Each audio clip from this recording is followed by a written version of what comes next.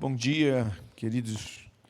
Espero que todos estejam bem e descansados depois da noite de sono de ontem e para um dia cheio. Imagino que você esteja com muita energia e disposição, né, para poder ouvir tudo isso agora pela manhã e ainda manter a concentração. Então, hoje eu vou fazer assim, eu vou falando e se você percebeu alguma coisa, cada vez que concluímos, quer já fazer uma pergunta, fique à vontade para não ficar tão monótono, né? Só eu falando, só uma voz sendo ouvida e você desconcentrar. Se isso acontecer, olha, não, eu preciso entender melhor isso daí. Fique bem à vontade para fazê-lo também. Então, tendo orado e já nos colocado diante do Senhor, nós vamos continuar a nossa meditação nesse tema. É o tema da conferência, que é o aconselhamento bíblico orgânico, que serve tanto para aqueles que já estão estudando aconselhamento formal, discipulado, já atuam ajudando pessoas, ou aqueles que querem iniciar ainda estudos, aprimorar a forma de ajudar pessoas, serve também. Mas mais do que isto, e onde nós vamos nos concentrar hoje, embora ontem, com aquela introdução, já falei muita coisa que cabe na alcunha pessoal, né, para a sua própria vida, seu próprio desenvolvimento. Hoje nós vamos focar mais nisto. E essa segunda parte, que você tem aí no seu resumo, e percebi ali que tem até um bloco personalizado, né? Eu achei isso impressionante, uma organização, né? Todo mundo com um crachá, fica tão fácil para a gente que não... Vocês que se conhecem é simples, né? Mas para quem não os conhece é mais fácil. Aí vai guardando os nomes. Alguns nomes eu já guardei aqui, porque já conversei aqui, o Vitor conversei ontem, aqueles que se manifestaram como eu não sou ainda daqui, o Pedro e outros, aqueles que manifestaram eu vou guardando o nome, os outros eu vou tentando ler o crachá e saber, né, quem é um ali, já percebi outros ali, a Bruna também, que vi sempre com o Vitor ontem, então você vai guardando alguns nomes, né? Então o crachá ajuda nesse contato também. Mas hoje nós vamos falar sobre o desenvolvimento, e ontem falamos sobre desenvolver a mente, e hoje nós vamos para a segunda parte, já que esta primeira parte concluída, que era para desenvolver a mentalidade, ou seja, pensar de forma orgânica no ministério, apesar de haver uma estrutura, haver uma liturgia, são pessoas. Aconselhamento é uma coisa de gente, somente pessoas podem aconselhar. Então não podemos tirar o relacionamento deste universo. E para desenvolver esta mentalidade, nós olhamos para alguns elementos. Espera aí que eu vou voltar aqui. Está isto. Agora sim. Uma mentalidade, ou seja, para desenvolver esta mentalidade, eu disse que nós deveríamos compreender a existência do aconselhamento estrutural. Não desprezá-lo, mas eu sei o que é estrutura e eu serei orgânico mesmo sobrevivendo dentro de uma estrutura sem me perder nela. E pedi que você guardasse como um resumo algumas palavras. Tente memorizar isto, porque aquela palavra tem um significado ampliado pelo seu contexto estudado. E a palavra é autenticidade, ou seja autêntico, seja você mesmo, seja virtuoso e deixe as pessoas perceberem isto da maneira como você fala, age, reage, andando com pessoas. E a frase que você devia resumir é: nem todos que parecem ser, eles de fato são, mas todos que são, serão aparentemente. Não é para desprezar a estrutura, a aparência, como se ela não importasse. Mas parecer e não ser, não, é uma coisa não formada, é uma coisa não real. Em segundo lugar, purificar a mente, separando o que é orgânico no aconselhamento estrutural. Então você tem que purificar a mente, assim, não, eu sei, isso aqui é importante, a estrutura. Mas se tem uma forma de fazer fora da estrutura, por que não? Isso é melhor. Não é para cumprir um rito, é para aconselhar, é para discipular, é para conhecer o Cristo que estamos tornando pessoas discípulas dele. Então a palavra útil aí é conversa. Tem que conversar muito.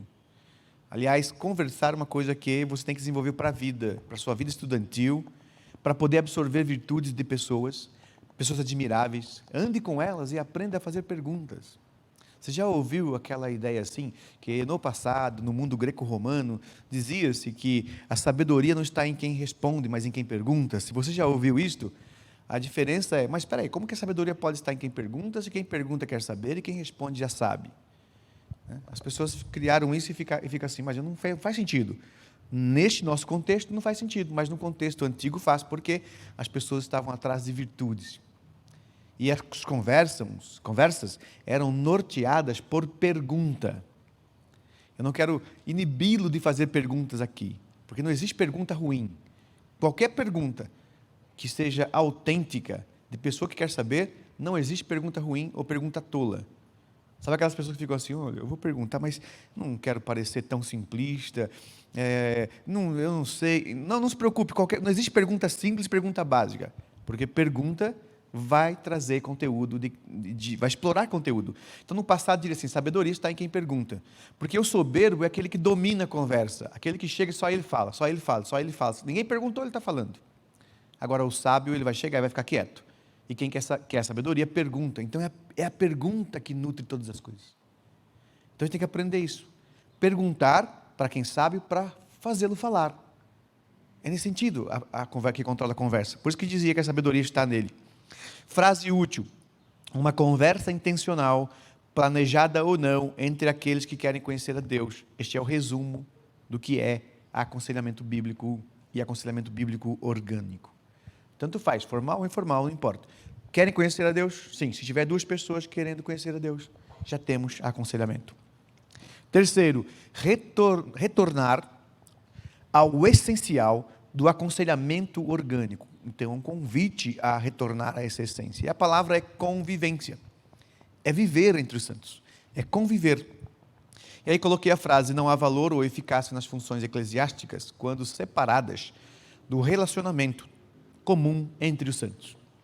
Isto é o que há de mais valoroso no nosso meio. A estrutura é importante, mas isto não substitui os relacionamentos.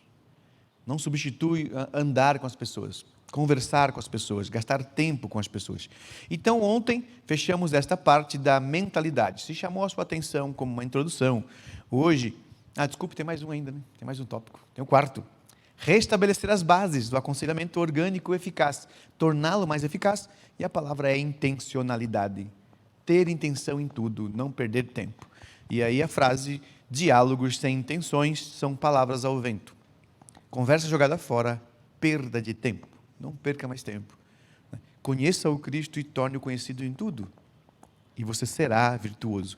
E agora, vamos para a segunda parte, e essa segunda parte, assim como a terceira, se chegarmos à terceira, eu espero que sim, porque temos bastante tempo hoje, mesmo sendo resumido, dá para chegar lá, e ela vai estreitar. Ontem pensamos numa mentalidade geral, você como líder, como um conselheiro, como alguém que quer influenciar pessoas, quer aconselhar, quer discipular, quer atuar no ministério, e hoje nós vamos pensar um pouco mais no indivíduo, na sua pessoa. E, se possível, chegar à espiritualidade, que é não só a pessoa, mas o espírito. Ou seja, a sua vida no mais básico do ser. Então, vamos para desenvolver a habilidade, ou seja, o que você é e tem que ser. Hábil é aquilo que você se treina para ser. A habilidade é assim: eu tenho algo para fazer e eu preciso me lapidar, eu preciso de uma forma, eu preciso lidar com quem sou para chegar a ser aquilo que pretendo. Então, é nesse sentido que quero colocar a habilidade do conselheiro.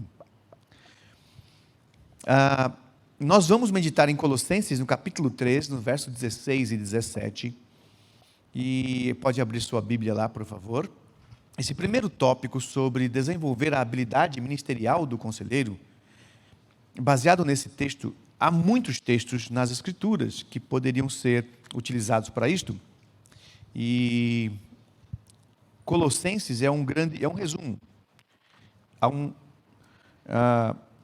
Há uma mensagem importante para isso no nosso cotidiano, que às vezes vamos esquecendo desta essência dos relacionamentos, do aconselhamento orgânico, nesse caso, que Paulo traz, ele retoma isso com os Colossenses. Então, abra no capítulo 3, no verso 16 e 17. Então, para aqueles que são membros desta igreja, o pastor Eduardo falou que, eu não sei de onde ele tirou também esta coragem toda, mas ele me chamou para pregar amanhã, se o senhor permitir, e esse é o texto que eu vou pregar, um dos textos. Um dos, né, porque são 2 cultos. E o outro será em João 17:13, num único versículo, né, num aforismo. Agora, por que razão? Primeiro, porque onde eu queria que você pensasse hoje pela manhã, na ideia de ser essencial. E vamos falar hoje de virtudes essenciais, habilidades essenciais do conselheiro, para que você pense na sua própria pessoa. Principalmente pregadores que fazem isso de forma redundantemente formal, né? Então você pensar assim, o pastor ele é um pregador formal, mas só o pastor tem que pregar? Não, todos nós temos que pregar. Todos nós somos pregadores. Todos nós somos profetas. Porque profeta é aquele que professa, aquele que anuncia. Então depende da forma como você anuncia. Talvez no púlpito seja o pastor ou alguns oficiais da igreja, mas todos nós temos que pensar assim. Se eu estou tomando de uma fonte, aquela fonte me alimenta. E as pessoas vão se alimentar de tudo que eu falo, que penso ao conviver. Esse é o mais básico de tudo. E como mencionei ontem, a ideia de ser artificial, até pregadores que pregam, que não creem, né? Nós chamamos isso de, que hoje aparece muito na literatura, que é a diferença dos escritores bíblicos.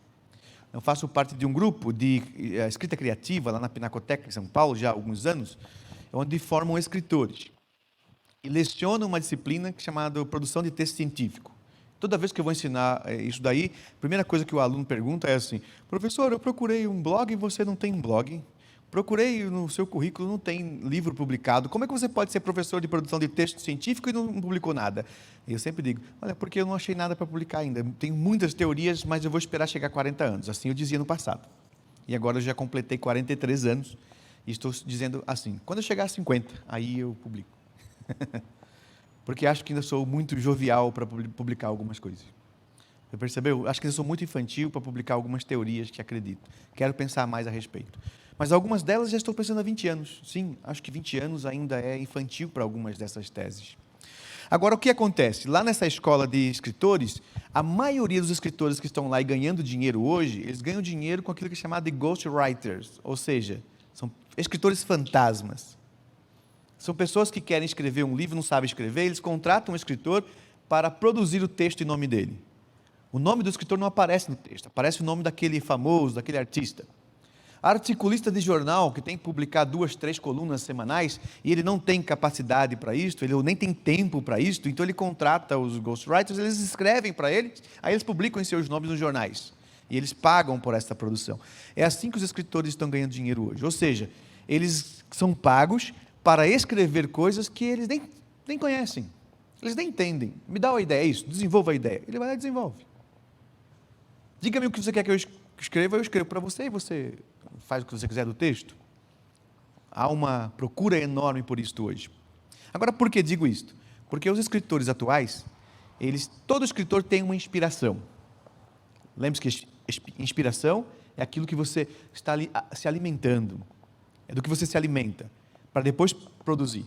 Então, cada vez que nós falamos de forma inspirada. O que te inspira? Porque aquilo que você estiver inspirando é o que você vai colocar para fora quando fala, quando pensa. Isso é inspiração. Porém, hoje, a inspiração dos escritores modernos é chamada de inspiração espúria. Por que espúria? Porque eles vão perguntar assim, o que vende? Como escrever de forma que agrade o leitor? Como escrever de forma atraente? Por isso que a literatura está pobre, né? Porque tem que escrever para o outro entender. Se o outro não entender, ele não vai estudar para entender. Você transforma aquilo num produto literário. Isso é inspiração espúria. Agora, no passado, por que o texto bíblico é inspirado e nós chamamos por Deus? Porque eles beberam de uma fonte. Era Deus que estava neles. Eles inspiraram Deus e produziram um texto. E quando você lê o texto, você percebe, esses escritores eram inspirados. Ler suas palavras já tem vida. Imagine ouvi-los. Você já parou para pensar na hipótese, e hipótese apenas imaginária aqui, evidentemente, não vai acontecer, tá? Mas imagine o seguinte, se o apóstolo Paulo entrar por aquela porta agora e disser assim, Deus me ressuscitou e vim aqui trazer uma mensagem para vocês. O que você faria? Você me deixaria aqui falando? Você dizer, não, sai daí.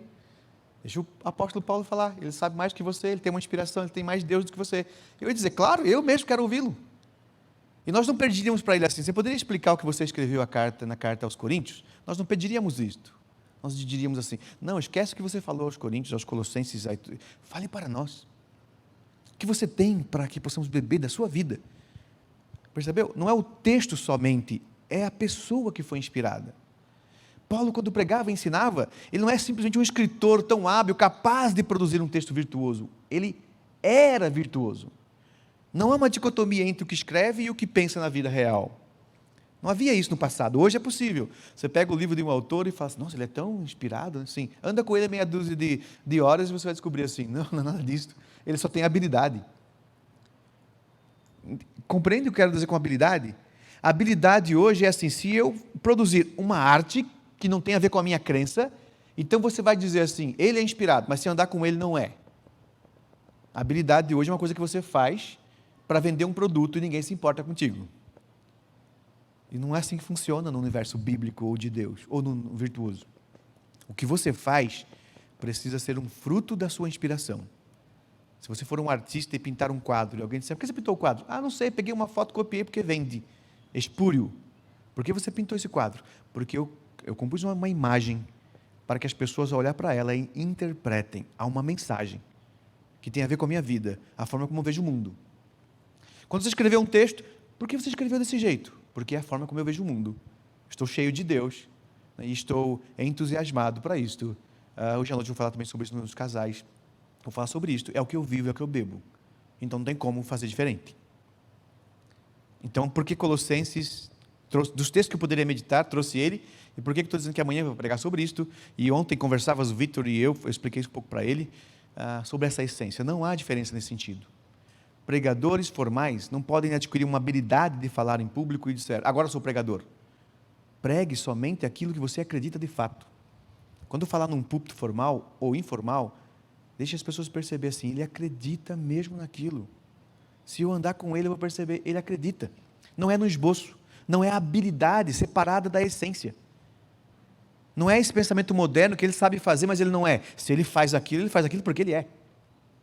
Ele não pinta um quadro, ele não escreve um texto, ele não produz um discurso isento da sua personalidade, daquilo que ele crê e vive. Então, meu hábito para tornar isso lá no ambiente pastoral é assim. Na igreja, há mais de 2 anos, quase 3 anos, o ano que vem eu pretendo parar um pouco, né, porque há mais de 3 anos pregando os salmos, na sequência, Salmo 1 e aí vai. Então, se você prega texto na sequência, então, por exemplo, estou pregando um salmo e não deu para terminar aquele salmo, faço ele em 2 domingos, alguns salmos maiores em 3 domingos, ou seja, separando as estrofes, as estanzas, os versos, e aí dizendo assim, olha, vamos olhar para esta estanza e agora não dá, mas semana que vem a gente olha para outra estanza, separando ali a poesia, mas enfim, isso não tem um problema, não é um problema.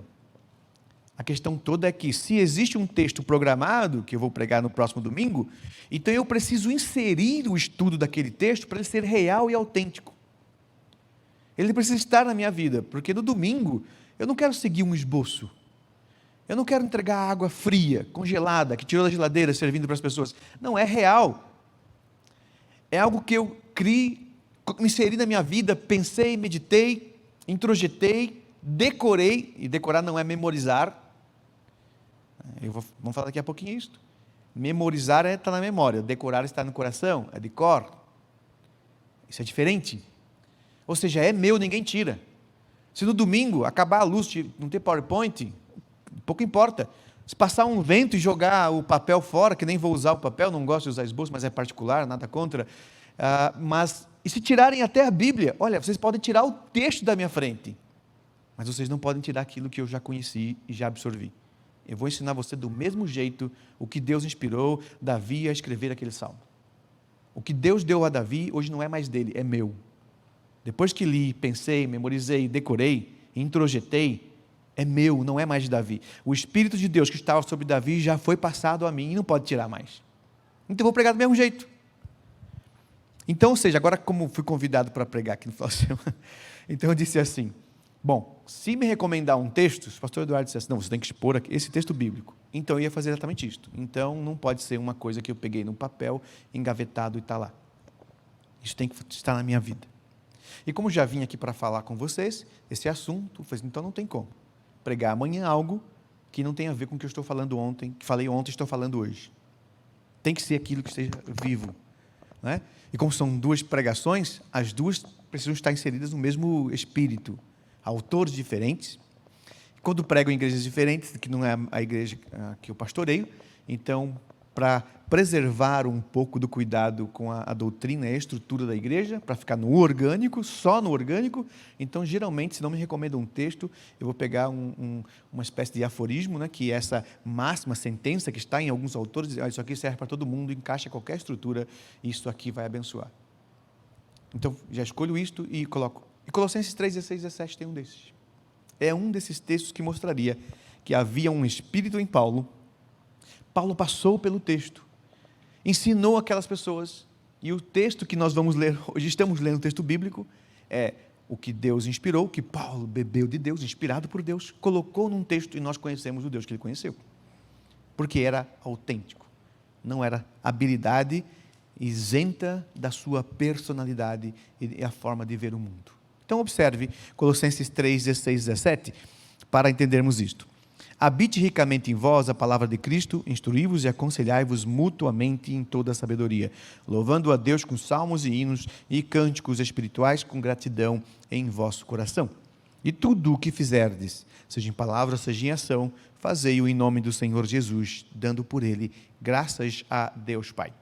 Então, evidentemente que num sermão, no caso, se o Senhor permitir amanhã, eu vou explicar palavra por palavra, sentença por sentença para entender, e aqui eu não vou fazer isso, vou só buscar a reflexão que há, então não será também será alusão, mas não uma repetição.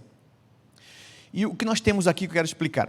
Primeiro ele começa assim, habite ricamente a palavra de Deus, né? A palavra de Cristo em vós. O que é importante para essa nossa alusão é que, ao mencionar a palavra de Cristo, você pode pensar que ele está falando de um texto. Um leitor disfuncional, ele coloca palavras como hoje existe na nossa cultura. A escola forma leitores disfuncionais. Então, nós aprendemos na escola, de forma errada, evidentemente, e não estou validando isto, né? Sou um defensor da linguagem funcional. Então, na escola se aprende assim, não, qual é o significado desta palavra? Para leitores funcionais, isso não existe. Palavra não tem significado. Palavra tem campo semântico, que ainda pode ser modificado. Palavra ganha significado quando empregado num texto, não é? Então, se você pensar nesse sentido, muitas pessoas leem esse texto e ficam assim, habite em vós a palavra de Cristo. Aí você fala, é a Bíblia. Se é a Bíblia, então o que significa? Vou ficar memorizando esse texto aqui, porque tem que habitar em nós. Ao mesmo tempo, você acaba descobrindo que a raiz da palavra habitar, utilizada na nossa cultura, é morar dentro. É o lugar onde habita. E hoje nós usamos assim, onde está a sua habitação? Olha, eu moro em tal endereço, naquele prédio, naquele apartamento, naquela casa. E você acha que então é isso que está dizendo, porque a raiz de palavra é palavra de Deus, texto. E habitar é morar dentro, então que a palavra de Deus more dentro de você, ou a palavra de Cristo more dentro de você. E não tem nada a ver com isso que Paulo está dizendo. Observe, ele disse assim, palavra é discurso. O que Cristo falou, o que ele era. E você pode pensar assim, não, o que ele falou é discurso? Sim. Então eu estou falando de palavras isenta do Cristo. É o texto dele, é a fala dele. Assim, me dá uma cópia do seu discurso, Jesus, está aqui. E eu não estou levando o Cristo, estou levando o discurso dele. Não tem jeito de fazer isso. Hoje, na inspiração espúria, é possível. Né? É possível ter um pregador aqui, eu não quero que vocês me vejam assim, evidentemente, venha te dê um curso e dê uma apostila, como eu entreguei para vocês também um resumo, e você fala assim, olha, não precisa falar não, está aqui o texto, então eu já vou ler. E eu vou dizer para você, não, o texto é um pouquinho do que eu penso. É um resumo aí, é mal escrito, porque foi um resumo de última hora, nem pensei em produzir um texto para isso, é só para você ter algo, uma referência, mas não leve o texto, me leve com você. No pouco que estamos nos relacionando, eu quero passar para você mais do que palavras, porque as palavras, elas são, a forma de comunicar aquilo que sou, um pouco do que sou. E você deve fazer o mesmo com outra pessoa, aquele que você estiver discipulando, aconselhando ou ensinando. Olha, não fique com as minhas palavras, porque palavra é resultado do que sou. Então, quando ele está falando, habite ricamente a palavra de Cristo, não está falando do discurso que Cristo tinha. Estou falando do que ele era, porque não dá para separar. E palavra, então, como discurso, não são palavras de Cristo, simplesmente palavras soltas, mas suas crenças, suas virtudes, resumido aqui em habitar ricamente. Agora, deixe-me explicar também a ideia de habitar ricamente, e como eu disse, não tem a ver com sermão para amanhã, para não ser uma repetição, então, mas pelo menos vou explicar um pouquinho isso. Habitar, nós usamos muito hoje, e nós temos uma doutrina tradicional que diz que o Espírito Santo habita em nós, não é? Então é comum você pegar os livros explicando assim, o Espírito Santo habita, significa que ele mora em você, ele está dentro de você. Não faz o menor sentido essa explicação, embora sei que é tradição. Você tem um departamento aqui dentro, tem uma sala aqui, uma cozinha aqui, um quarto aqui, como uma casa tem, e o Espírito Santo mora no coração, então ele mora nesse lugar aí. Olha, não tem a ver, não tem sentido isto, porque se é o Espírito de Deus, ele está em todos os lugares. Ele não pode morar dentro de uma pessoa, então nós não somos uma casa, mas não diz que somos o templo, e como esse prédio é um templo, então somos nós templo, como um prédio. Não tem nada a ver, olha a bagunça. Templo é dedicado. Quando vocês, nesta comunidade local, e aí compraram aqui este terreno, montaram esse prédio e disseram, este lugar aqui é dedicado ao culto, isso virou o templo. Se vocês falarem hoje assim, olha, vamos vender para uma loja, para uma empresa, e não vamos mais dedicá-lo a Deus, deixa de ser um templo. E o prédio continua sendo o mesmo. Aquilo que você dedica vira templo. O que significa que templo é dedicação. E como dedicaram, no caso lá dos dias de Davi, construiu-se um prédio, né, um edifício, e dedicou e passou a chamar de templo, e nós passamos a achar que templo também é sinônimo de prédio. E achar que habitar é sinônimo de casa. Isso é um erro linguístico. Agora, se olharmos para a habitação como domínio, aí é diferente. E para templo como dedicado, é diferente. Nós somos templo do Espírito de Deus, sim. Tem isso na Bíblia. Mas não porque ele mora aqui dentro e somos um edifício. Ali é linguagem figurada, para dizer, você é dedicado, e você é alguém que está sendo edificado para tomar uma forma, para se dedicar ainda mais. Então, não destrua aquilo que foi dedicado. Ele está usando figuras de como se empregava esse sentido, não literalmente. Agora, e habitar? Quando nós estudamos biologia, está lá, olha, o habitat natural daquele ser vivo, daquele organismo, é tal lugar. Nós não estamos falando da casa onde ele mora, estamos falando do lugar onde ele tem domínio, a sua origem, a sua essência.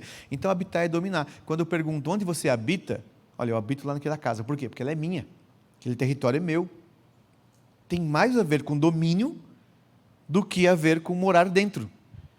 Agora, se você mora onde domina, então faz sentido chamar também de habitar, ou habitação. Não é? A palavra evoluiu. Agora, o que ele está dizendo aqui antes desta evolução da palavra é, habite ricamente a palavra de Cristo em vós. Ou seja, que o que Cristo é e passou a outros homens, que agora passa a vocês, isso tem que dominar a vida de vocês. Não as palavras de Cristo. Citar as palavras de Cristo. Pegar o sermão do monte e memorizar e recitá-lo. Não é isso que é a palavra de Cristo. É a crença dele. Não tem como tirar o discurso do que ele era. E ele está dizendo para ter o Cristo. Guarde isto. Segundo, habitar, então, tem a ver com domínio. Se tem a ver com domínio, aquilo que me domina é aquilo que eu estou importando em grande escala. Se eu importo algo em grande escala, ele diz ali ricamente, então significa que aquilo passa a me dominar. Eu vou me enchendo daquilo que estou absorvendo.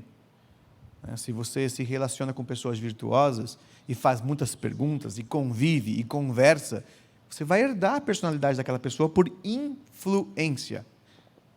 Que significa que você vai passar a ser como ela, pensar como ela, crer como ela. Se você for alguém muito esperto, você sabe diferenciar essas pessoas. Você convive com pessoas, não tem ninguém que seja tão cruel, tão ruim na vida, que não tenha nada para te oferecer, como não tem pessoa tão virtuosa e 100% virtuosa que não tem nenhum erro que você não tenha que evitar. Natural para todo mundo. Eu olho para as pessoas, isso eu quero de você, isso eu não quero. Isso eu quero de você, isso eu não quero. Então eu vou influenciando, ou buscando influência, eu vou importando. Agora, se andássemos com Cristo, que é o que o Paulo está dizendo, habite de forma incontrolada, ou incontrolável. Não controle, não coloque limite. O que o Cristo é, pensa, crê, absorva, absorva, absorva.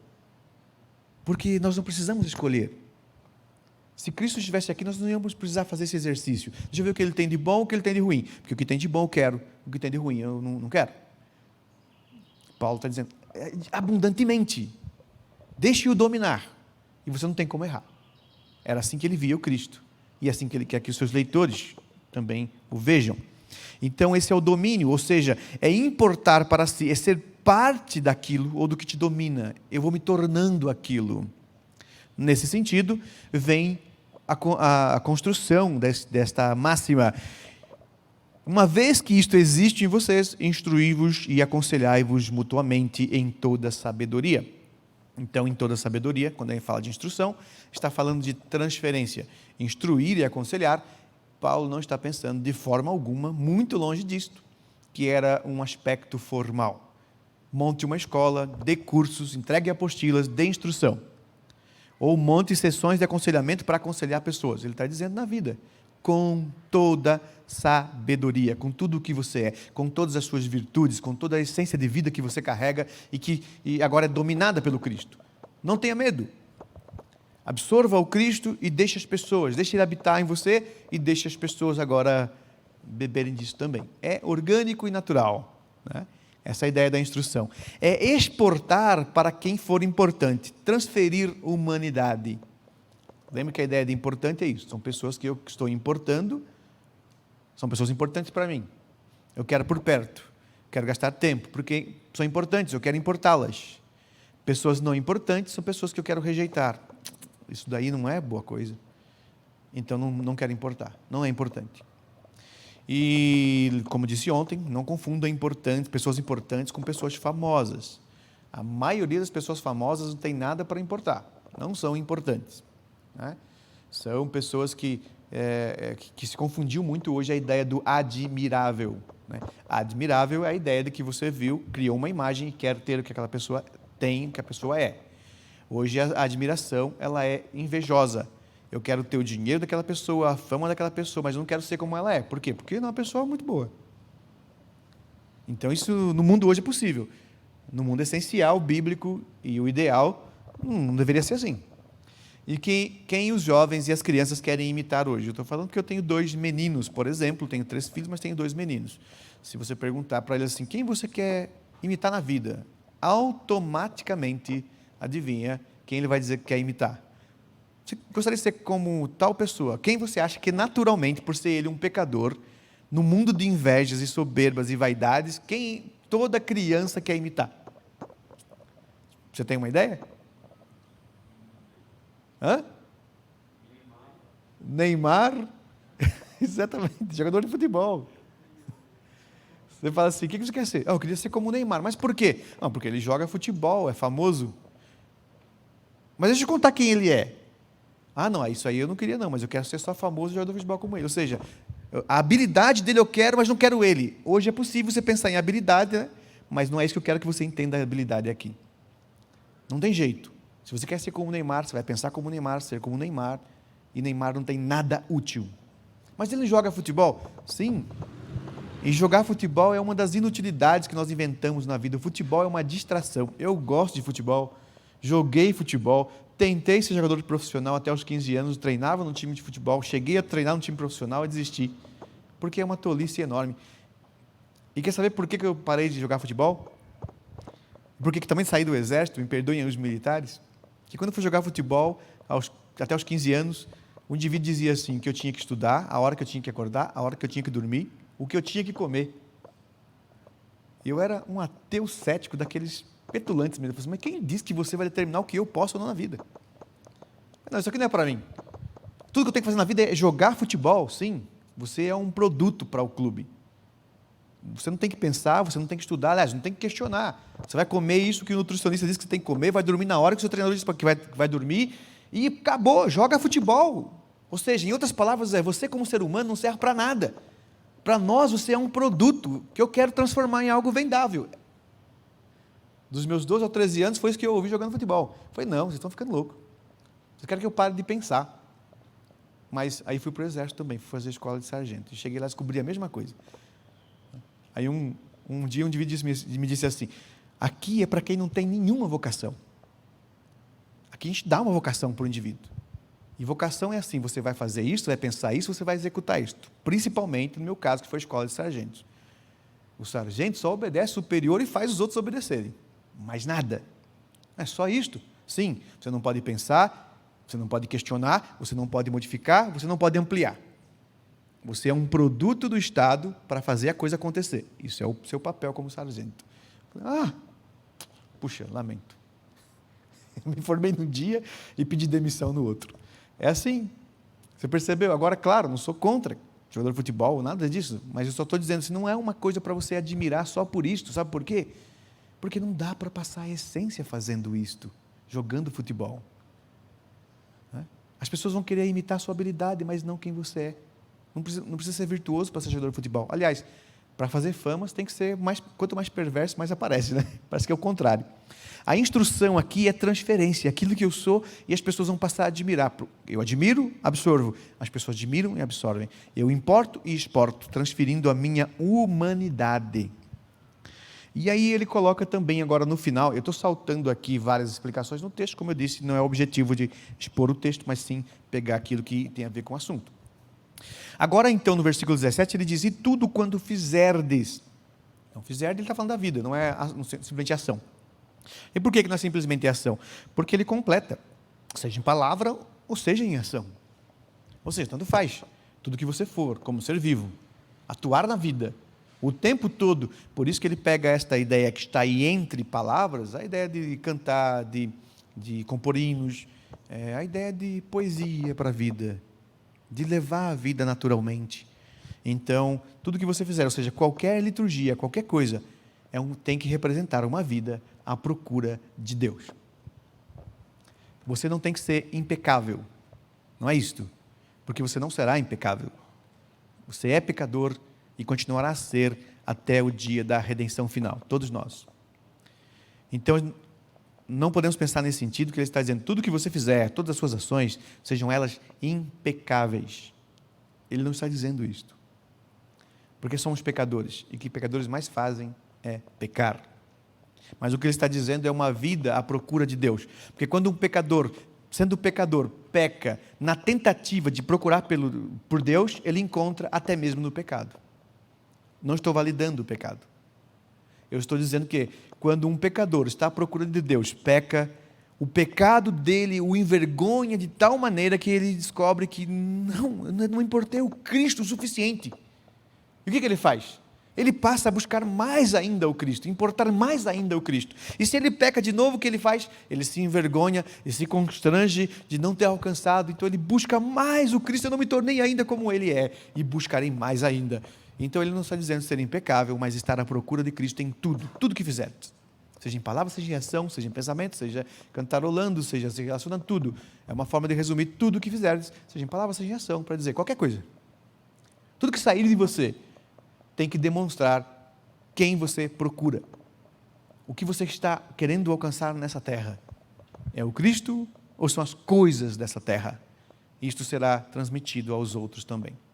Pessoas soberbas vão gerar pessoas soberbas. Vou fazer você pensar como isso tem a ver com a nossa educação familiar. A maioria aqui é jovem, claro, imagino, né? Então tem alguns aqui, só para eu identificar os casados que têm filhos aqui, tem um pouco aí, né? Tem ali, tem aqui, pastor aqui, tem outros ali. São casados, já têm filhos, por exemplo, né? Que não são tão jovens ainda, não são solteiros, aí nesse sentido. Então todos vão se identificar com o que eu vou dizer, mas em especial estas pessoas. Por que o mundo hoje anda tão ruim? Sabe por que nós evangelizamos tanto? Já parou para pensar nisto? Por que nós evangelizamos tanto e não conseguimos tantas pessoas assim para Cristo? Mas nós evangelizamos. O que mais evangeliza no mundo é o cristão, de todas as religiões. Quem mais evangeliza é o cristão. Olha, nós gastamos centenas de milhões de dólares anuais em missões, em evangelismos, e nossa cidade, a igreja está aqui de porta aberta pregando, todo mundo evangeliza, e você evangeliza 1 milhão de pessoas, e meia dúzia vem para a igreja, e da meia dúzia, 2, 3 ficam por mais de 1, 2 anos. Por que nós evangelizamos tanto? Já parou para pensar? Eu vou ajudar você a pensar. Nós evangelizamos tanto porque nós vivemos pouco o que cremos. Então nós precisamos mais falar do que cremos do que viver nossa crença. Isso para nós é uma reflexão importante. Eu já conversei muitas vezes com judeus, principalmente com judeus muçulmanos, tenho alguns amigos assim, já gastei às vezes horas e horas conversando sobre as escrituras com eles, e eles não evangelizam. E sabe por que eles não evangelizam? O muçulmano não evangeliza, nem o judeu evangeliza? Porque ele descobre assim, olha, para que evangelizar? Basta você casar, ter uma fé profunda, né? Uma convicção autêntica, e seu filho vai imitar o que você é, e seu filho também vai ter filhos, e nós sempre estaremos aí. Não precisa. Agora, se você conhece uma família de judeus ortodoxos, por exemplo, eles vivem o que creem. Eles jamais vão trocar aquela base de crença por qualquer outra coisa. Eles não vão trocar o dia do Senhor por qualquer outra coisa, como nós cristãos fazemos e não nos importamos com isto. E os nossos filhos vão absorvendo aquilo. Quando tem filho, se você não casou ainda, pense sobre isto. O mundo moderno, hoje, mesmo cristão, eles querem casar por que razão? Porque casar é importante, é felicidade, alegria. E depois? Ter filhos atrapalha a alegria. Né? Ter filhos atrapalha a vida financeira, dá trabalho. Eu tenho que ter tempo depois. Tem que ter dinheiro para sustentar um filho. Imagine como estão caras as escolas e quanto custa ter um filho. Então, ter dois, quando tem um, a maioria quer ter um. Quando quer ter dois, você já fica assim, uau, 2? Pouco tempo atrás, conversava sobre isso num ambiente, alguém disse assim, mas pastor, ter muitos filhos é coisa de americano. Eu falei, quem disse para você? Meu pai, 10 filhos na família dele. Eu estou falando de uma geração passada, ele tem 10 irmãos. Agora, talvez você já passou por isso, na sua família teve 10 filhos, 8 filhos, 9 filhos. Então, há alguns anos atrás era coisa de brasileiro, não é coisa de americano, não. É que nós mudamos. Hoje nós estamos pensando assim, não estou dizendo que quem tem 2 filhos está errado, não, tá? Ou um filho está errado, não estou fazendo isso, estou fazendo você pensar na realidade, que aquelas pessoas que têm 1 filho, 2 filhos, se educasse biblicamente, ainda estaria fazendo alguma coisa. Então nós estamos colocando poucos filhos no mundo e educando mal. Porque os filhos dos crentes, quando chegam na fase dos 14 a 16 anos, deixam a fé. Eles não imitam o pai. Por quê? Porque o pai não é admirável. O filho não fala assim, olha, se eu for pegar a fé do meu pai, estou frito. Então, ou ele encontra alguém para admirar, ou aconselhar e discipular, ou então ele vai se perder, porque o pai não é admirável, o pai não vive. E eu vou dizer para você de entusiasmos. Vou falar isso no casal hoje à noite, mas entusiasmo significa entheos, que em grego significa cheio de Deus. Quando a pessoa fala assim, o que te entusiasma? Ou seja, o que te enche, o que te inspira? É um Deus verdadeiro ou é um Deus falso? O que te inspira? Ou seja, o que te entusiasma, entheos, te enche de Deus.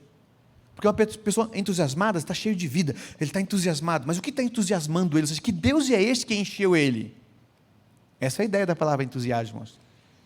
Só que aí, nós perguntamos assim para uma criança, filho de um crente, criança ainda, né? Ele está olhando para o pai e ele não sabe ler, mas a mente dele está sendo formada, ele já entende gramática, ele já consegue dialogar numa linguagem, ele já raciocina, ou seja, o que é mais trivial, e que hoje fica conhecido nas artes, que conversávamos, o trivium, qualquer criança faz, são as artes da mente. A criança vai desenvolver, querendo ou não, pode desenvolver de forma saudável ou maculada, mas ela vai desenvolver, ela está observando formas, ela está raciocinando e tentando se comunicar por estas formas.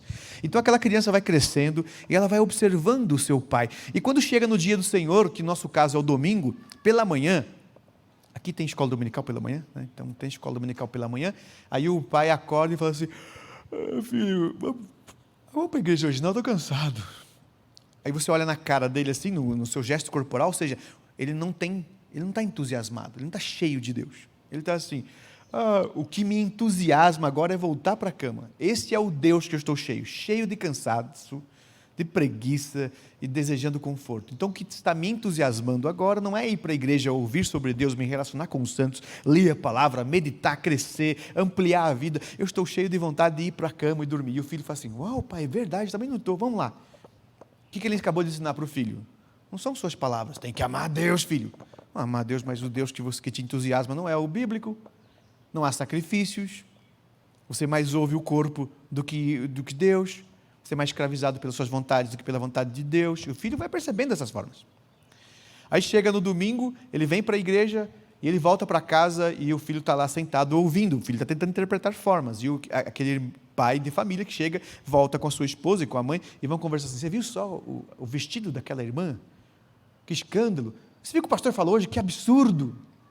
Você viu que igreja? Aquele irmão muito falso. Aquele irmão... E o pai só, a igreja, e o filho fica assim, a igreja não deve ser boa coisa, né? A igreja deve ser ruim mesmo. E o pastor não deve ser boa gente, né? É ruim mesmo. E então, assim vai. E ele vai mostrando quem é Deus para ele. O filho fala assim, ele diz que ama a palavra de Deus, mas ele mal sabe versículos memorizados. Ele nem não vejo ele ler na Bíblia. Agora, quando ele tem que estudar para o vestibular, olha, o meu pai tem que estudar para fazer um curso, ele está lá, centenas, milhares de páginas. Ele se dedica, ele perde horas de sono. Olha, o que entusiasma meu pai é aquilo, não é Deus. E o filho vai percebendo, é uma linguagem. Aí o filho senta na frente da televisão com o pai para assistir jogo. E faz o gol do Corinthians, em São Paulo. O pior time que tem lá é o Corinthians, aqui eu não sei qual é o pior aqui. O Flamengo? O Flamengo é o pior aqui? Então, São Paulo, né? Você percebeu que o pastor é São Paulo? Eu tenho que abrir a chave e colocar a mão no chaveiro de São Paulo, lá no quarto que estou. Isso é terrível, não deixo nenhuma luva para isso, para não ter contato com essas coisas, né? Mas, enfim. Aí o filho está lá observando o pai, faz o gol. Aí o que o pai faz na hora que faz o gol? Gol do Corinthians! E ele salta, ele pula. Você percebeu? O filho está falando, olha o entusiasmo do meu pai. Olha o que inspira o meu pai. E o filho vai ser o quê? O filho vai ser o que o pai é. Só que aquele filho vai descobrir um dia, que ele vai crescer, vai descobrir assim, olha, se eu quiser ser virtuoso, não era a fé do meu pai. Meu pai não tem essa virtude toda. Se eu importar o que ele é, eu estou frito. Se eu quiser Deus, eu tenho que procurar outros para importar. E se ele não percebeu isso, ele vai dizer assim, olha, o meu pai tem um monte de tolice, mas daquele outro é melhor. Não é Deus, é o que é melhor. É o que eu mais gosto. Eu não gosto tanto de futebol, aquele ali gosta de futebol americano, então eu vou para aquele futebol lá. Esse aqui gosta de vôlei, eu vou para isso. O meu pai gosta de direito, mas eu não vou ser advogado, eu vou ser engenheiro, então eu vou para aquele lá. Ele troca o entusiasmo do pai por outro entusiasmo, mas são deuses falsos. Se ele der sorte, alguém na igreja vai pegar esse rapaz, esta moça, e vai influenciar, e vai aconselhar, vai dizer assim, não, eu preciso de Deus. Se ele não der sorte nesse sentido, ele vai crescer como mais um crente que não ama a igreja, não ama o dia do Senhor, não tem liturgia, é só um religioso que não vai amar a Deus. E ele vai passar isso para o filho dele depois. E por isso que a gente precisa evangelizar tanto. Quantos crentes tem aqui em Brasília, saberia dizer? Um chute. Quantos habitantes tem em Brasília? Só em Brasília, no plano piloto, não precisar ir todas as satélites, em média. Alguém tem essa informação? Em todo tem 3 milhões? Em torno? 3 milhões. Então, desses 3 milhões, quantos são crentes, você imagina? 10%, talvez?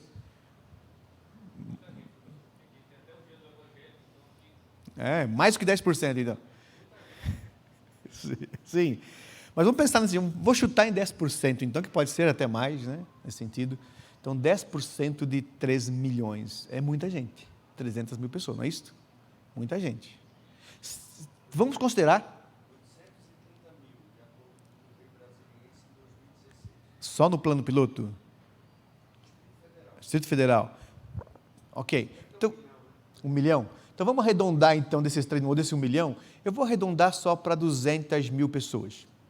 Que é um número aí. Dessas 200 mil pessoas crentes, que será um número baixo para selecionar aí, vamos considerar só que 50 mil têm um evangelho mais saudável do que outros. 50 mil pessoas. E que dessas 50 mil pessoas, esteja diluída em apenas 5 mil famílias, contando filhos e tudo mais, mas 5 mil famílias crentes só. Só 5 mil. Se estas 5 mil famílias decidirem só, não vamos mais evangelizar, nós vamos fazer uma coisa só, mais radical. Sabe o que nós vamos fazer? 5 mil famílias aqui vão decidir assim, eu vou amar o Senhor de tal maneira, e que vou ter filhos e educá-los, só isto. 5 mil famílias, se cada um tiver aí 2 filhos que seja, a próxima geração vai duplicar, não vai? 20 anos depois, esses vão ter filhos também, vão casar e ter filhos. 20 anos depois, duplicou o número, né, de famílias que têm aquela essência, que agora vão ter filhos e fazer o mesmo. 40 anos depois, então temos uma terceira. Pronto, resolveu o evangelho em Brasília. Firme. E por que nós precisamos evangelizar tanto? Porque no mais essencial da convivência, que é a família, a virtude não está presente. O Espírito de Deus não está presente. Não é Ele que alimenta. Então, é esse o ponto que eu queria que você refletisse sobre a habilidade. A habilidade não é fazer alguma coisa ou produzir alguma coisa. É produzir externando aquilo que você é. E que aquele que anda com você vai perceber. Ele não se preocupa com a sua forma. Ele se preocupa com o que você é organicamente. O que eu prego na igreja, eu posso enganar alguém na forma. Memorizar um discurso, entregar para você palavras não verdadeiras. Mas eu não tenho como esconder isso dos meus filhos, da minha esposa e de todos aqueles que convivem comigo. Porque eles vão saber o que me entusiasma. Que Deus é esse que me enche. E depois ele sai pelas minhas palavras, pelas minhas escolhas, pelo que escolho para a vida e pelo que rejeito na vida. A maneira como eu ajo e reajo nas circunstâncias difíceis. Quando tem que lidar com problemas na vida. É aquilo que eu inspirei que vai sair. Então pense sobre isto, que é isso que Paulo está falando aqui. A alusão conclusiva para este momento, e que você deve guardar mais uma palavra, a palavra é importar. Habilidade é o que você faz, o que você está se tornando hábil, seja como um conselheiro, discipulador, um professor de Bíblia, em qualquer outra coisa na vida. Tem que ser um resultado daquilo que você importou. Se preocupe mais com o que você está importando. Ao invés de se preocupar tanto com a habilidade de fazer, se preocupe mais com o que você está importando para fazer. Eu não sei a realidade, mas eu vou chutar aqui. Se aqui na igreja, ou na sua igreja, eu sei que tem diversas igrejas representadas aqui, mas na sua igreja tiver um curso lá assim, é um curso para aconselhamento bíblico para que você se torne um conselheiro e ajude os outros. Um curso para pregadores de homilética, de oratória, para você ser um grande pregador. Um curso de administração, para você administrar isto e alcançar tais funções. E se isso te atrai, não está errado. É forma, é adquirir uma habilidade, é oferecer para o outro um serviço, é melhorar a maneira como você faz. Claro que não tem erro, mas não deve ser isto que tem que chamar a sua atenção. Quando alguém oferecer um curso, pergunte assim, mas quem vai lecionar, pastor? Não, o fulano de tal, ele não é muito boa gente, mas ele tem uma boa técnica. Se eu fosse você, eu diria assim, manda escrito, por favor. Ou, alguém pode gravar, porque eu não quero conviver com um ser assim. Você percebeu? Nossa preocupação é o que eu vou importar dele. Eu vou conviver com ele, o que ele tem de importante para eu importar dele. Você tem que se preocupar mais nisso do que do contrário. Mencionei isso ontem. Ir para a faculdade hoje, você fica assim, não importa o que o indivíduo crê e é. Se ele tem 3 famílias, se ele adultera o tempo todo, se ele é um mentiroso, se ele estiver passando a verdade, o que importa é a verdade. Sim, lá na faculdade isso pode ser feito, porque não tem outro jeito. Mas não é assim no reino de Deus. O reino de Deus importa muito quem você é, sobre o que você fala. Porque o que você faz como habilidade tem que ser um resultado daquilo que você é. Se eu andar contigo, eu tenho que beber da mesma coisa. Se eu te perguntar ali no corredor, você tem que responder na mesma direção. Não pode ser diferente. Não pode ser fantasioso. Então, importar é isso. É se preocupar mais com o que você está importando, porque naturalmente, aquilo que você está bebendo vai sair naturalmente. Transformar isto na forma mais natural possível. A frase útil, discipular é exportar, sem que percebam ou escolham os discípulos aquilo que o discipulador importou de seus admiráveis. Observe o que quero dizer com isto. Discipular é exportar, sem que percebam ou escolham os discípulos aquilo que o discipulador importou de seus admiráveis. Se eu ando com alguém, como posso dizer que estou a discipular alguém? Discipular tem a ver com disciplina. Como sei que estou ajudando alguém a se disciplinar? De forma correta. Ou formar, dar uma forma, uma consciência. Então, se eu ando com alguém, eu estou exportando coisas, estou oferecendo coisas, estou oferecendo virtudes, pensamentos, ideias, por andar com aquela pessoa, sem que percebam, sem que escolham. Aquelas pessoas talvez não estejam escolhendo isto. Os que já amam e já admiram o Cristo, eles me perguntarão. E aqueles que não o amam, não o escolherão, mas serão escolhidos, porque eu escolhi andar com ele. Acredite no poder, então, da virtude do discipulado, porque aquilo que eu estou importando de quem admiro, eu estou exportando aqueles que talvez admirem, talvez não. Esse é o verdadeiro discipulado. Não está aí no texto, eu vou só citá-lo, em João, no capítulo 15, versos 16 e 17. Você deve se lembrar que em João, no capítulo 15, Jesus está, depois da ceia, partindo para o Monte das Oliveiras. Ele faz um discurso enorme no final daquela ceia, e eles saem do templo, e ali nas margens do templo, do cenáculo, e às margens do cenáculo, Jesus continua um outro discurso longo antes de partir para o Monte das Oliveiras. Ali ele resume, e os discípulos estão totalmente perdidos, temerosos. E, como disse, amanhã vou falar sobre esse texto, sobre João 17, no verso 3, só o verso 3. Mas, quando Jesus percebe isso no coração deles, ele começa a lançar algumas crenças para acalentar o espírito dos discípulos. Eu vou partir, vocês vão ficar. Eu não estarei mais com vocês. O que vocês vão fazer na minha ausência? E no meio disso tudo, trava um diálogo com aqueles discípulos, que eles ali se orgulham de terem escolhido o caminho certo. Eles escolheram um homem admirável para seguir, afinal de contas, eles estão seguindo o Cristo, o Messias, o Filho de Deus. E eles estão ali orgulhosos disso, e Jesus percebendo que eles não querem ficar sem o homem admirável, porque eles escolheram o sábio, o rabi correto. E Jesus diz assim: vocês nunca me escolheram.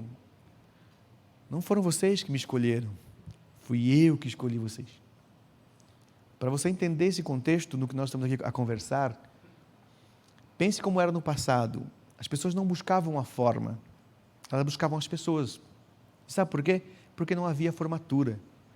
Não existia essa vaidade, essa coisa aí que tem hoje de academia, que você se matricula numa escola, não se matricula para aprender, você se matricula para se formar. Isso funciona para o seminário.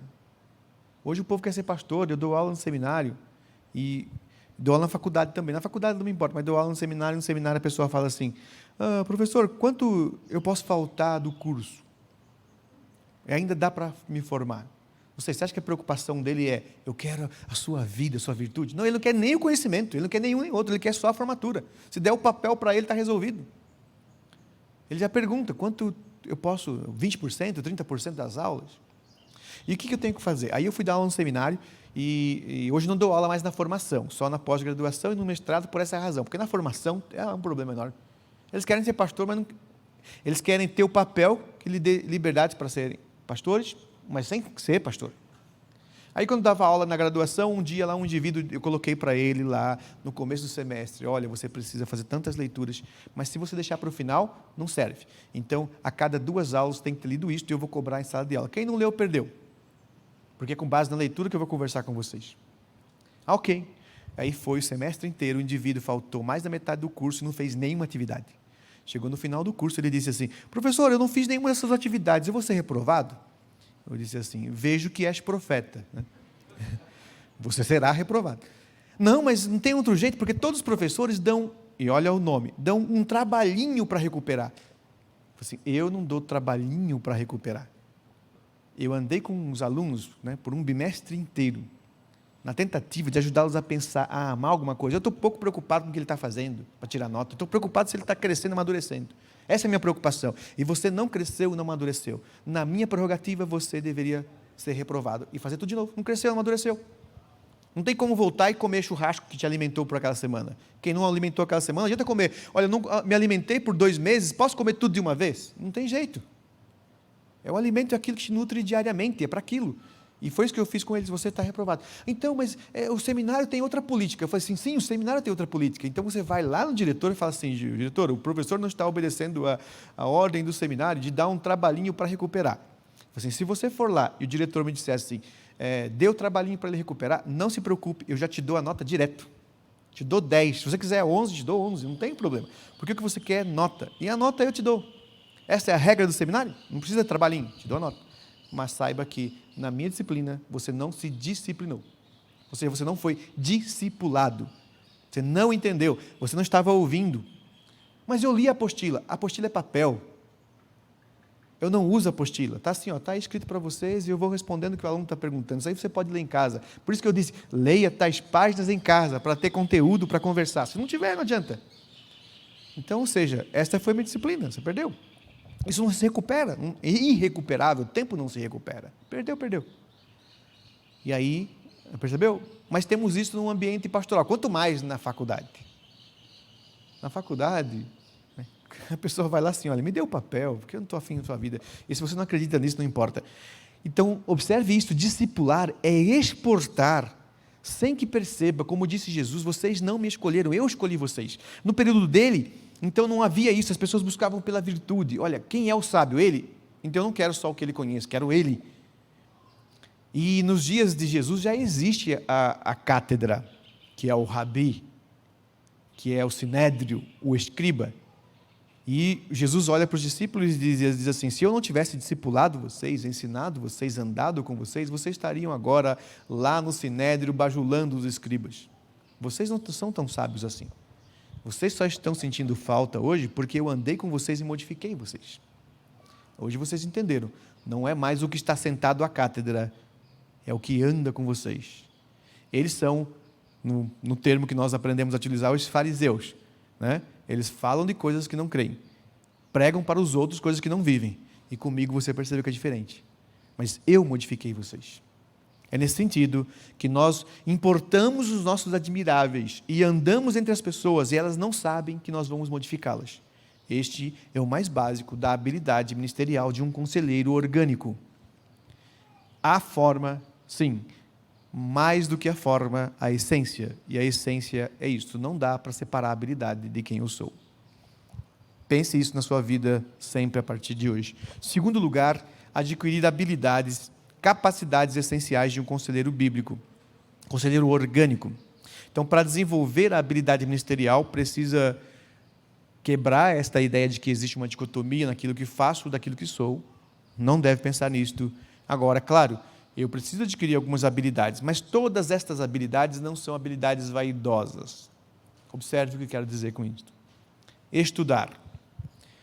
Estudar hoje virou uma habilidade vaidosa. As pessoas falam com orgulho, né? Elas falam com orgulho assim. Um pai e a mãe falam, olha, meu filho é tão estudioso. Você, mas quem não é? Não, a maioria não é. Ah, mas é porque a maioria é ruim, a gente não pode medir por baixo. A gente não mede pelos errados, a gente mede pelo certo. E estudar é uma coisa natural. Quem não estuda? Essa é a pergunta. Dando aula e palestras sobre educação clássica, uma vez uma senhora começou a falar assim, não, mas minha filha é muito estudiosa. É mesmo? Por que ela é estudiosa?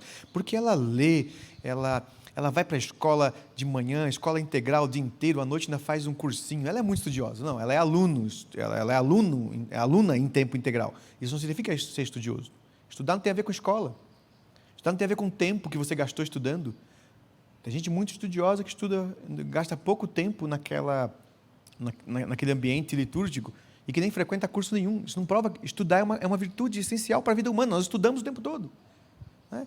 Estudar é isto, é observar, é examinar e propor resultados. Nós fazemos isso o tempo todo com as coisas. Estudar é uma coisa natural. Se você não é estudioso, então é porque você está abaixo daquilo que deveria qualquer ser humano ter. Isso pareceu ofensivo agora, né? Tipo, o indivíduo não é estudioso. Se ele não é estudioso, ele está abaixo do que o ser humano devia fazer como natural. O natural é todo mundo observar, examinar e propor resultados em tudo que se observa. Isso é o mínimo. Deus nos deu um cérebro para isto. O cérebro é para pensar, é para fazer isto, é para observar. Ele deu um olho para você observar, um ouvido para ouvir, né, as mãos para tatear e, obtendo informação, raciocinar sobre ela e entendê-la. Isso é natural. Então, o que eu quero dizer estudar aqui não é estudar por vaidade, como as pessoas pensam hoje. Eu quero fazer cursos, fazer cursos. Isso é só por vaidade. Você está aprendendo de verdade? Então, quando digo estudar, é ser aplicado ao estudo bíblico e outras formas naturais do ser humano. Não é estudar formalmente, ter um diploma no seminário, um diploma de teologia que mostra que você é teólogo. Aliás, 2 elementos que eu costumo usar. Filósofo e teólogo ninguém são. Ninguém é, melhor dizendo. Sabe por quê? Porque se filosofia é amar o saber, ninguém saberá tudo. Então ninguém pode dizer, me formei em filosofia. Não, você se formou na faculdade. Formar na faculdade não torna você um filósofo. Filósofo é aquele que está a pensar. E quando é que ele se forma? Nunca. A não ser que ele se torne Deus. Só Deus não precisa. Mas se você não é Deus, você vai terminar a vida devendo. Então não existe filósofo pronto. E teólogo? Eu sou um teólogo. Mas por quê? Porque eu me formei em faculdade de teologia. Não, isso aí é possível. Mas se teologia é estudar Deus, é conceber a ideia da divindade, quem é que pode entender Deus?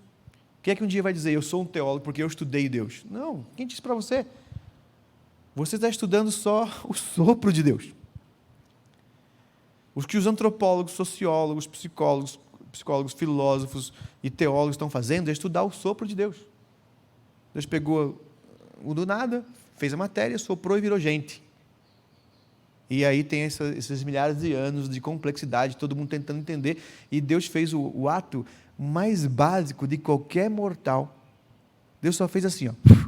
Isto é tão complexo para derrubar cabelo de centenas de gênios no mundo. Até hoje tentando entender o que é a vida, o que é o homem, que mundo é este, de onde viemos, porque as coisas existem, porque alguma coisa existe e não nada. E sabe o que Deus fez? Que você está aí usando o cérebro e não consegue definir, que os homens mais geniais da Terra não conseguem decifrar. Deus só fez isto. É só o sopro de Deus. Imagina se fosse Deus. Imagina tentar estudar Deus. Entendeu? Deus é muito maior do que você será capaz de compreender. Se você compreender todos os elementos do universo, você vai ter estudado só o sopro dele, mas nem começou a estudar ele. Então é muita soberba falar, eu sou teólogo. Porque nós estamos acostumados que quem tem diploma é. Mesmo que ele não saiba nada, mesmo que ele não entendeu. Não, nós estamos à procura de Deus. Estamos tentando entendê-lo. E esta é a grande virtude. Então, o estudioso do texto bíblico nós não podemos compreender Deus na sua essência, mas nós podemos compreender o que Ele revelou. Se você não conhece nem o que Ele revelou, como é que quer conhecer Ele? Então você diria assim, pastor, só os teólogos conhecem a Bíblia. Ontem eu falei isso para vocês já nesse sentido. Não, a habilidade e capacidade que todo conselheiro tem que ter, no mínimo, ser estudioso. E no mínimo, tentar estudar as coisas, no mínimo, tentar estudar a revelação de Deus. É possível compreender. E sabe por que é possível compreender? Porque não é um texto místico, mágico, transcendental. Você não precisa ser divino, angelical, para entender o texto bíblico. Só tem que saber ler. Só isto. É uma literatura que nós temos aqui na mão, escrita por homens, inspirados por Deus, mas homens. Eles não escreveram em línguas angelicais, em idiomas humanos. Mas está escrito em grego, em hebraico e aramaico. Sim, e qual é o problema? Você aprende russo hoje. Se quiser aprender russo, estuda, aprende. Por que não pode aprender grego, hebraico e aramaico? Não é tão difícil assim, não. Percebeu? É só questão de ser estudioso. Eu tenho a vida inteira para isto. E por que depois de 40 anos como um crente, as pessoas se surpreendem quando você explica um texto bíblico? Mas espera, você teve 40 anos. Olha, 40 anos para ler 66 textos que estão aí no seu idioma, em 3, 4, 5, 6, 7 versões. Tem mais gente explicando a Bíblia, claro que tem gente explicando errado. Para com isso, vai lá, olha para o texto e fica assim, tenho pergunta quando estava lendo aqui. O ser estudioso nesse sentido é o mínimo que se espera. Mas eu não gosto de estudar, não tem que gostar. Não é a ideia de gostar. E é por isso que, como eu já disse também, mencionei, eu faço parte de um grupo que estou lá influenciando para o universo intelectual, e nem todos são crentes, alguns são até católicos, nesse sentido, que ficam assim, eu tenho que aprender a ler, tenho que aprender a ler. Não, aprenda a pensar, ler é sacrifício. Quem lê muito é inteligente? Não, tem gente muito tola e lê muito. Ele não entende nada. Eu li 1000 páginas na semana, mas você entendeu? Não, então perdeu seu tempo só. Passou os olhos, mas não entendeu nada. Sabe por quê? Porque o objetivo é entender. Estudiosos querem entender, não querem ler. Como faço parte de um instituto que incentiva o desenvolvimento de QI, então nós mapeamos e aceleramos a leitura. E a minha média semanal, por causa dos cursos, teve uma época que eu estava lendo 1.200 páginas por semana. E quando conta isso, a pessoa fala, uau, você gosta mesmo de ler? Eu falei assim, não gosto de ler não. Eu gosto de entender. Então eu leio para entender. Se tivesse outra forma, não ia ler. Eu ia ler menos. E 90% do que eu leio é perda de tempo, que não me levou a lugar nenhum, mas eu tinha que ler porque eu tenho que saber o que disseram. Só por isto.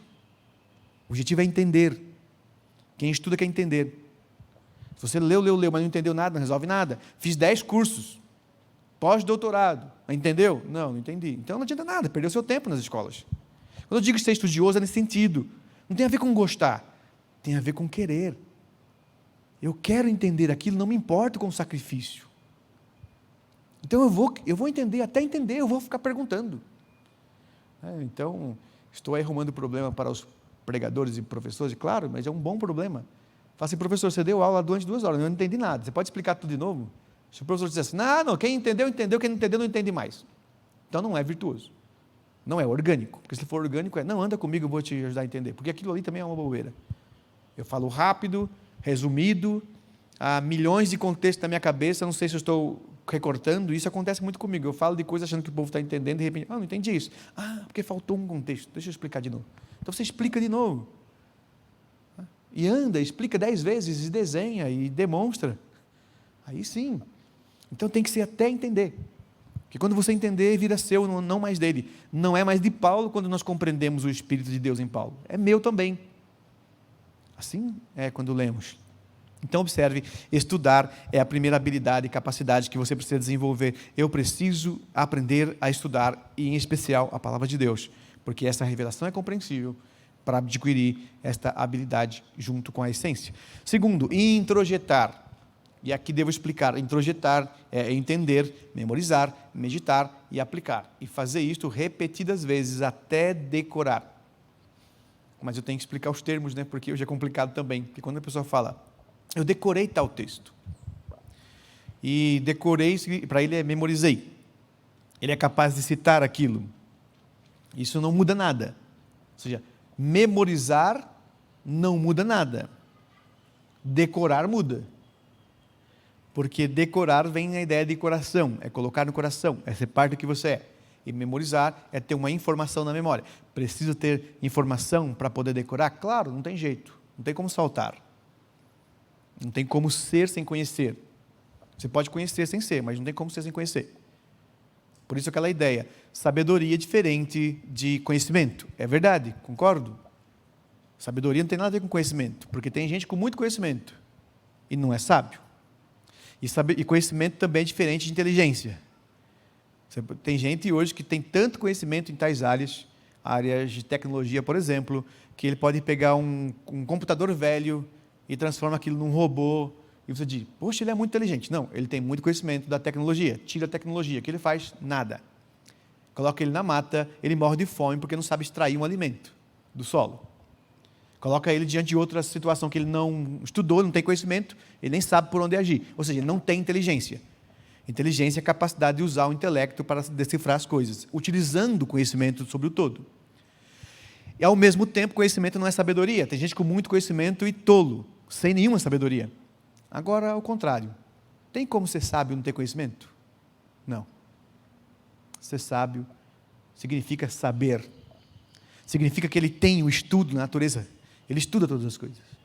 Então tem como ter conhecimento sem sabedoria, mas não tem como ter sabedoria sem conhecimento, porque todo sábio vai estudar naturalmente as coisas. Pode ter um sábio que nunca foi para a escola, que não tenha diploma, sim. Aliás, a maioria deles. A maioria dos sábios são aqueles que, embora passaram pela escola sem depender dela. E alguns nunca foram para a escola. No passado não tinha escola. E as pessoas eram sábias. Um professor uma vez me questionou assim, você está enganado. Sem a escola hoje não teríamos os sábios que tem, ninguém entenderia nada, porque hoje o aluno faz 4 anos de curso de matemática e não entende o teorema de Pitágoras. Eu falei assim, então, o aluno faz 4 anos de curso para entender o teorema de Pitágoras. O Pitágoras entendeu sem nunca ter ido para a escola e criou o teorema de Pitágoras sem ter ninguém para explicar o teorema de Pitágoras para ele. Você continuou errado, você percebeu? Então, é isso que tem que pensar. Introjetar significa assim, introjetar aquela ideia, está aqui como uma injeção, né? Então eu tenho que entender, esse é o primeiro passo, estudar para entender, eu quero entender, entendi, e agora? Agora tem que estar na minha memória, tem que ser alguma coisa que não esteja mais no papel ou no Google, tem que ser minha, está na memória, eu tenho que aprender a buscar, então eu tenho que exercitar o meu cérebro mais do que exercito os meus músculos. Todo mundo quer ir para a academia exercitar músculo para poder aparecer para os outros, mas e o cérebro? O cérebro é um músculo, criar novas sinapses, fortalecer, então, os seus neurônios.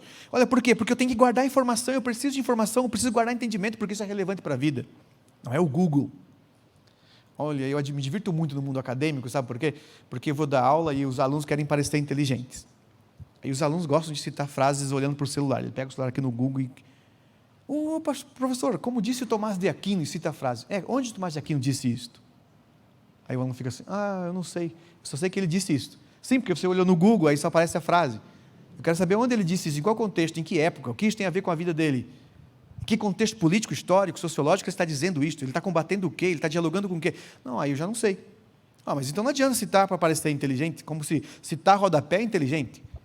Olhando no Google, ou dá meia hora, eu vou na biblioteca pegar. Não, você não tem o Tomás de Aquino vivendo em você, não adianta citar a frase dele. Não, segundo o Agostinho, o professor Agostinho pensava nisso, né? Ele pensava nisso por quê? Eu já não sei explicar. Então você não tem o Agostinho, é só frase que você guardou. E você precisa do Google para saber onde ele citou, o que citou. Tem que ser seu. Note, a palavra de Deus não é para isto. Olha, o Paulo disse isso em algum versículo, não lembro onde, mas espera que eu vou lá procurar. Eu não quero saber o versículo, o endereço é importante quando você tem que confirmar. Não é o endereço da Bíblia que nós queremos a vida em você. Isso é diferente, é meu, ninguém tira. Então, claro que tem que exercitar a memória. E tem que meditar? Sim, meditar é dizer para si mesmo.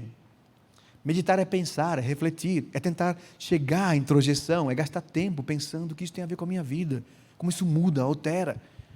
E depois aplicar. Aplicar significa utilizar. Aquilo tem que fazer parte da sua vida, porque aí muda. E vai repetindo isto até decorar, até que aquilo esteja tanto na sua vida que é de coração, e pronto, aí resolveu. Note que essa habilidade que eu estou dizendo, então, é uma habilidade que também é orgânica. Não é só ter formação, fazer curso e saber fazer. Tem que ser, porque é o que você vai fazer natural e autêntico. Interpretar. Note, tem que ser estudioso, tem que introjetar para ser seu e tem que interpretar. E interpretar significa ampliar sua cosmovisão. Significa que tudo que você está estudando, aprendendo, introjetando, vai estar polindo suas lentes. Isso muda como eu vejo o mundo, é ampliar a maneira como eu vejo o mundo, vai ver além das aparências, é sondar corações. Não é uma habilidade psicológica, é uma coisa natural do ser humano. Você percebeu que a psicologia moderna fez assim? Eles também divergiram entre si, né? O Ivan Pavlov, por exemplo, foi lá, fez um teste com cães, pastores alemães. E por isso que ele errou, porque ele tivesse feito com pastores brasileiros, o resultado seria outro. Mas ele fez com um pastor alemão, aí o resultado não se aplica muito. Brincadeira, é claro. Ele colocou uma sonda, né, num animal, num cão, e para descobrir o quanto o cão salivava. O experimento não é dele, era mais antigo do que ele, mas era uma forma de provar o behaviorismo na atuação dos cães, dos cachorros. Então, ou seja, o primeiro experimento é, coloca uma sonda na saliva do cão e vê se ele vai salivar. Porque a saliva é uma expressão biológica dos seus desejos, aquilo que ele deseja vai entusiasmá-lo biologicamente e ele vai salivar. Esta é a maneira de mensurar que o cachorro, então, busca aquilo que ele deseja. Então, eles colocam um alimento e o cachorro vai salivar. E o cachorro come. Depois, eles vão colocando uma campainha. Toda vez que toca a campainha, o cachorro já vai imaginar que vai chegar o alimento, e ele vai salivar, agora com a campainha, porque ele já associou que se tocar a campainha, em seguida vem o alimento, então ele não saliva mais pelo alimento, ele saliva agora antes do alimento. Depois eles tiram o alimento totalmente, deixam só a campainha e o cachorro saliva da mesma forma. Resultado, o cachorro então é motivado pelo que ele deseja, pelo que ele imagina, pelo que ele projeta em sua mente, no seu cérebro. Só isto. E aí outro psicólogo diz, não, nada a ver disso, é behaviorismo, não funciona bem assim, como a psicanálise. Não, os homens têm seus instintos, e eles são como animais instintivos e puramente sexuais. Existe uma genética, existe ali algo que o impulsiona a fazer todas as coisas. Então, não é só o comportamento adestrado, mas também é este instinto puramente sexual, porque somos animais sexualizados. Então, foi por outro caminho. Agora, o que eu estou dizendo aqui de ver além das aparências não é uma técnica psicológica mapeando o comportamento, porque cada ser é individual. Mas o que junta todo mundo numa coisa só? Todos nós somos humanos e possuímos um coração, uma alma, um espírito. Para nós não é só fazer. Tudo o que nós fazemos, nós pensamos para fazer, nós sentimos. E quando diz sondar o coração, então não é uma técnica psicológica para decifrar as pessoas, como Freud disse. Se a pessoa começar a tatear as coisas, ficar muito agitado, ele quer dizer algo. Não é verdade. Sabe por que não é verdade? Porque nós podemos manipular e enganar pessoas assim. Você vai comprar um carro. Eu me divirto muito comprando coisas quando a pessoa foi treinada em técnicas de venda, porque eu sei como funciona. Então, como eu sei como funciona, aquele vendedor foi treinado. Se você é vendedor, então já sabe disso. O vendedor foi treinado para isso. Então, eu vou comprar um carro, só concluir esse raciocínio e sai para o intervalo. Aí vou comprar um carro, por exemplo, lá, olhando o carro, o vendedor pega e fala assim, vai falando, e eu, de repente, estou com o braço cruzado assim. Ele vê a minha postura e fala assim, não quer comprar, né? E ele vem, me desvia a atenção, mostrando alguma coisa, aí, de repente, eu não percebo que a minha linguagem corporal agora estou mais solto, mais interessado. Ele fala, opa, agora vamos para o fechamento. O senhor gostaria do branco ou do preto? Não, eu não disse que quero ainda. Aí, sem perceber, eu descobri, ele está agindo com a minha linguagem corporal, porque ele foi treinado para isso. É por isso. Olha só, aí vira o contrário. Na caixa do Skinner, o Skinner colocou um rato para o rato se comportar de acordo com a campainha. Mas eu fiquei imaginando o que o rato pensou. O rato pensou assim, para o outro rato, né? Quer ver só? Eu vou me comportar dessa forma, aquele cientista vai pegar o caderno e tomar nota. É ele que está manipulando o cientista, eu na cabeça do rato, né? Eu fiz a mesma coisa, falei assim, deixa eu ver se é verdade. Então, se eu falar nesse sentido, que eu tenho interesse nisso, o vendedor vem, pega aquilo como um gancho e vem, porque ele vai pela minha linguagem corporal. Mas se eu fizer assim, ele muda o discurso. Aí eu comecei a manipular o vendedor, e não é que é verdade? Cada vez que eu me soltava, ele vinha para o fechamento. Cada vez que eu me prendia, ele voltava a me convencer de como aquele carro era bom. Então, eu que estou manipulando ele, não ele manipulando, porque eu não vou comprar o carro. Me considero uma pessoa muito racional. Se eu não achar que deve comprar, não fizer todas as contas, não vou comprar o carro. Não serei levado pelas emoções, mas ele foi treinado para manipular minhas emoções. Você percebeu? Então ele pode manipular, mas também posso manipular ele, porque isso não é verdadeiro, não é autêntico. Não somos todos iguais. Então, quando eu digo sondar os corações, é aquilo que a palavra de Deus me diz, que quando eu introjeto alguma coisa, eu mudo o meu coração, minha essência de vida, e eu passo a me preocupar também com as pessoas. Nós sondamos os corações. Não é difícil. Você conversa 10 minutos com a pessoa e 10 minutos dá para sondar o coração. Dá para saber o que ela é, o que ela pensa, o que ela sente, o que ela gosta, o que ela não gosta, o que ela rejeita, o que ela admira, o que ela não admira. Isso tudo na sua cabeça tem que formar assim o ser humano. Eu estou mais preocupado em entender o ser humano e não sua forma. A forma eu posso enganar, mas o coração não. O coração tem que ser autêntico. E só tem um jeito, convivendo. Se a pessoa for admirável, se você se tornar uma pessoa admirável, as pessoas vão andar com você, vão absorver o seu coração. E se você adquirir uma habilidade de sondar os corações, você vai ficar mais preocupado em moldar os corações do que a forma daquela pessoa. Vamos parar aqui um pouquinho para o intervalo. São quantos minutos de intervalo, Lucas? 10 minutos? Então, como estamos saindo um pouco mais tarde, daqui a 10 minutos chamaremos de volta. Você quer falar alguma coisa ainda ou pode dispensar? Perfeito.